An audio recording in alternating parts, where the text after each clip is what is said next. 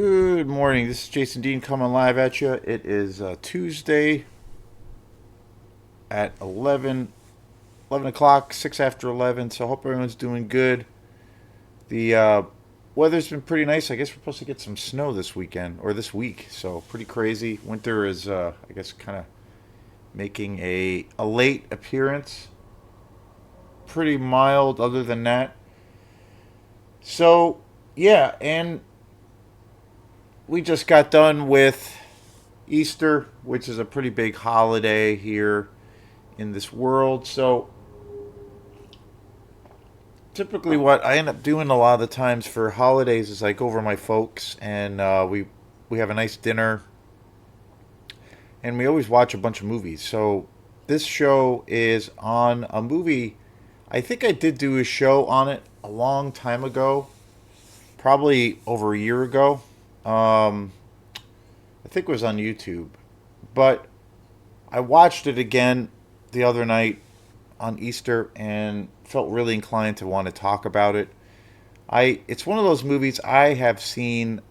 I've probably seen, I don't know, 2,000 times. It's one of those movies I have definitely seen, you know, more than most.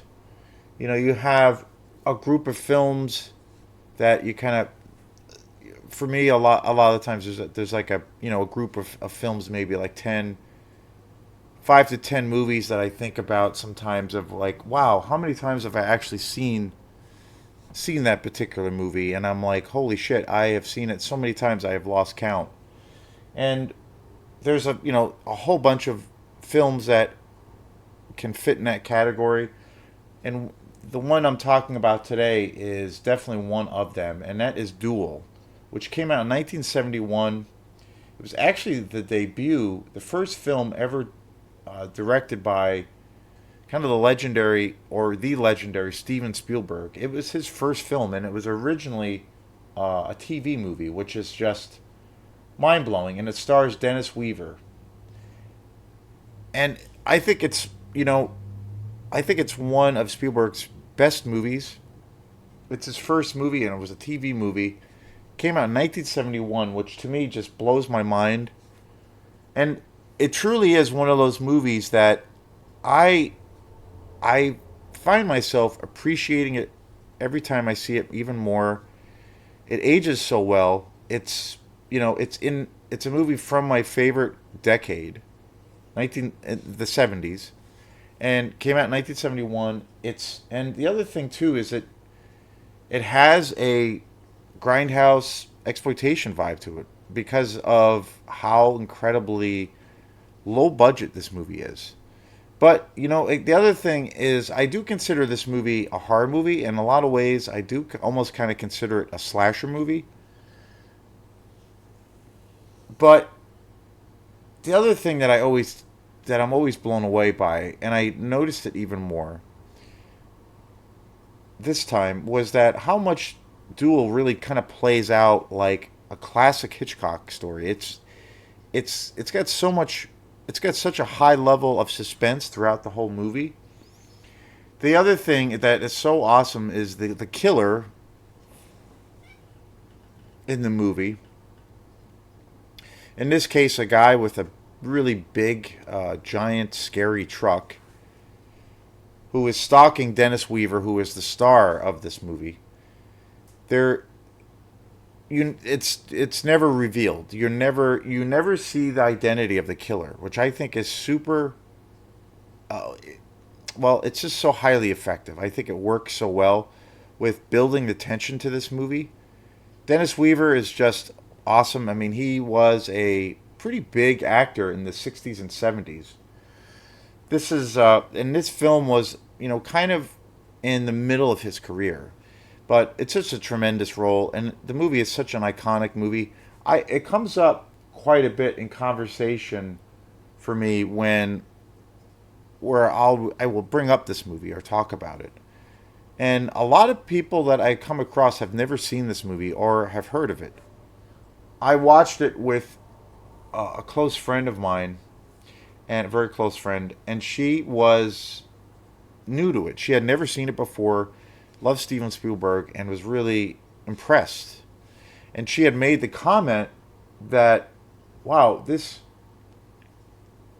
really reminds me of like a Hitchcock film because of the level of suspense around the movie, it gets it gets turned up slowly and slow, as the duration of the film plays out, the tension gets built up more and more, and it's highly effective, and again, beautifully shot.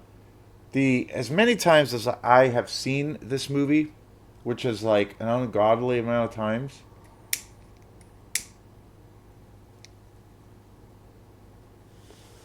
I actually don't own it, which is crazy. I My folks have a couple of copies of it. I think one of them might be mine, but I have had that copy, and I have it on DVD. I've had that copy of that film for a really long time, and I've at my house, and I've watched it, a bazillion times. It was a movie that I grew up watching. It was a TV movie. It came out in '71, and it was in syndication for a long time, for years. And that was my first exposure to this movie, was as a kid watching it on cable. And for all intents and purposes, too, the other thing about this movie is that there is like zero gore. There's no sex in this movie. For all intents and purposes, it's actually a very kind of sanitized movie. But that being said, it's the level that this film was directed is just so high level. You really see how, like, you can see how Spielberg went on to, from this film, eventually went on to direct Jaws. Like, you can see little pieces of that. It's very similar in style, the setup of the story, even kind of the world that the movie takes place in. Very, very cool.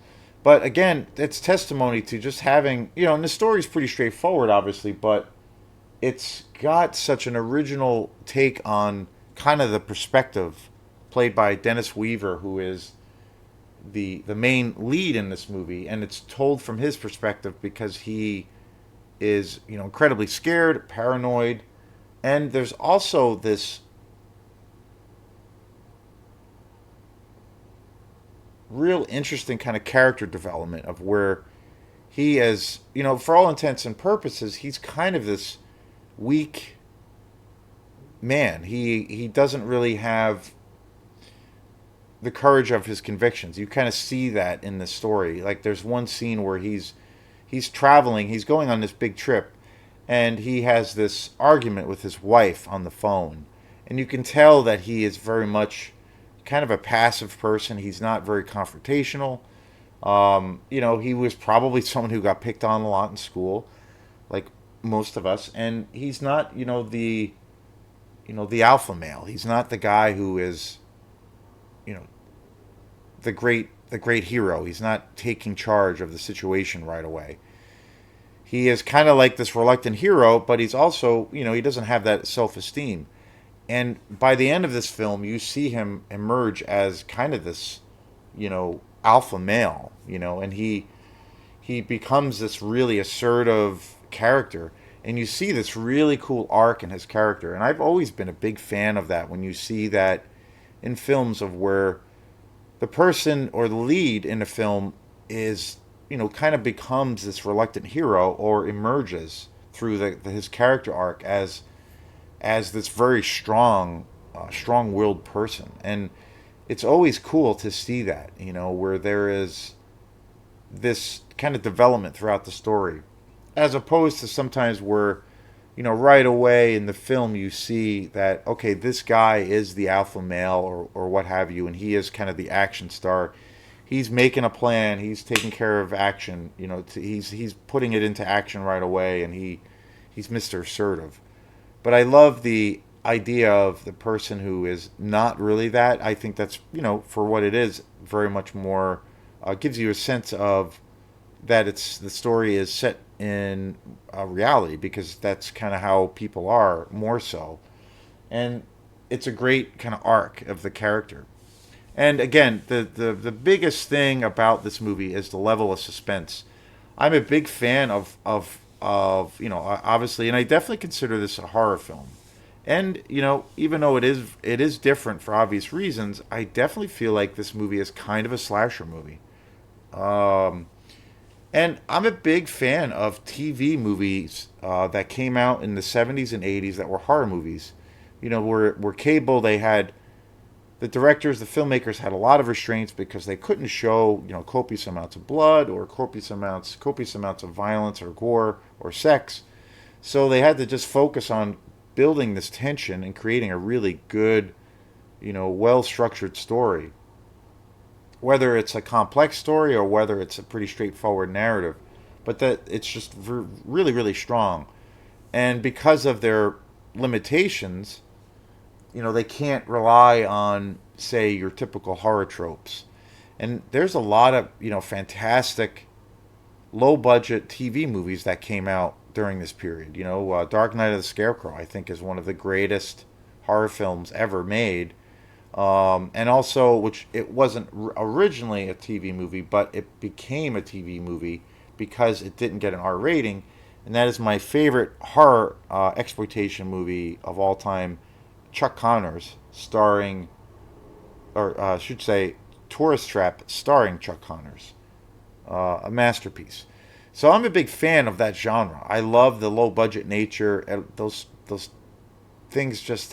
movies just have a certain kind of quality that is just great. I love the copious amounts of gore, violence, and sex and all those things, but I really like it when there are those limitations. You don't see that.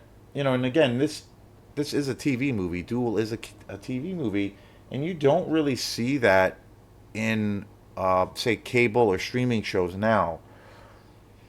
The tendency to be the tendency now in most cable shows, or I should say, streaming shows, is to show everything, to show copious amounts of violence and gore, and I feel that is great and can be really effective, and really enhance the story, but I feel like at the end of the day, there's not that should all of that stuff should be secondary, and I feel like there are a lot of shows that where that is the priority. So, but fantastic movie. I do need to get this on Blu-ray. I have no idea.